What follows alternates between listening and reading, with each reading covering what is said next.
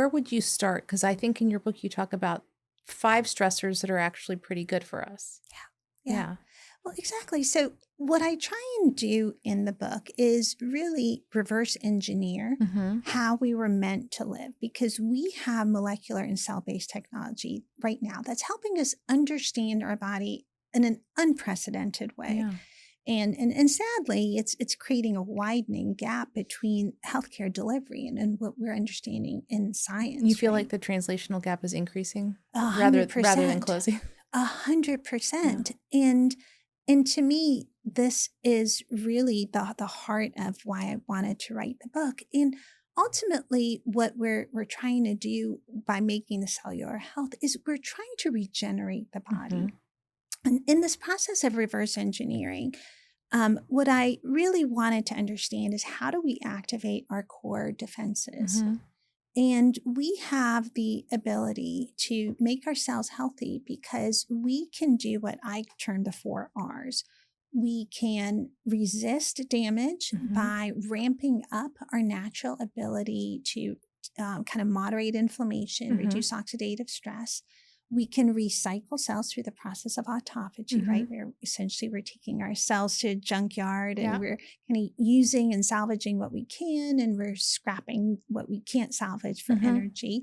We are recharging our cells because we have the ability to create more mitochondria and also create this process of mitophagy where we can help the efficiency and the function of our existing mitochondria by essentially recycling the ones that have more oxidative damage and release more reactive oxygen species in their process of metabolism.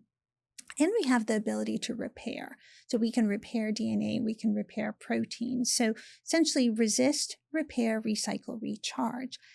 And our ability to ramp up these defenses lies in the fact that we have a conserved set of genes called vita genes, which is short for vitality genes. And it's a gene sequence that has been handed down really from all human history, Wow. from the inception of our genus, over 2.5 million years ago. And we share this conserved gene sequence with animals. Wow. I mean, it is such a vital part of how we have survived and thrived as a species, because obviously when nature conserves something, it's really important. And this gene sequence, it codes this ability for us to literally heal and repair and regenerate our bodies. So the practices that I talk about in the book are really how do we activate our vitality genes? And that is how I landed on these kind of 5 lifestyle habits. And we'll kind of do a little overview, and we can certainly delve into each one because there's so much more into the how and the why and how to apply it for ourselves and for our patients. But at a high level, plant toxins, the phytochemicals in plants, activate our longevity genes. Exercise, and particularly high intensity exercise, and we can talk about why that has such a unique benefit. Heat and cold, and for me, it is not so much from a trend standpoint, but again, this activation of this longevity pathway that we have.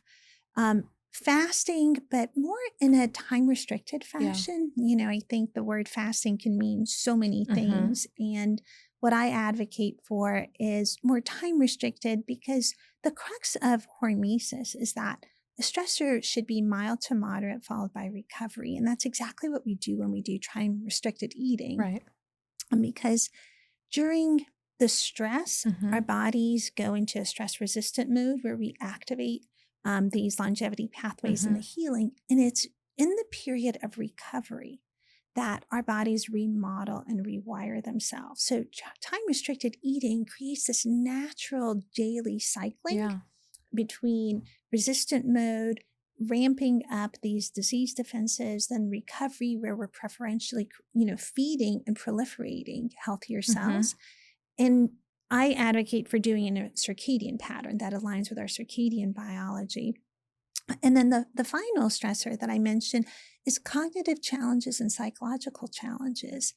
And what is really beautiful about those is that they believe it or not, impact our mitochondria and our mitochondrial health. And ultimately, you can use a psychological stress to improve your physical health, and you can use physiological stressors to improve your mental resilience. And this kind of cross adaptation is what kind of brings together these 5 lifestyle practices.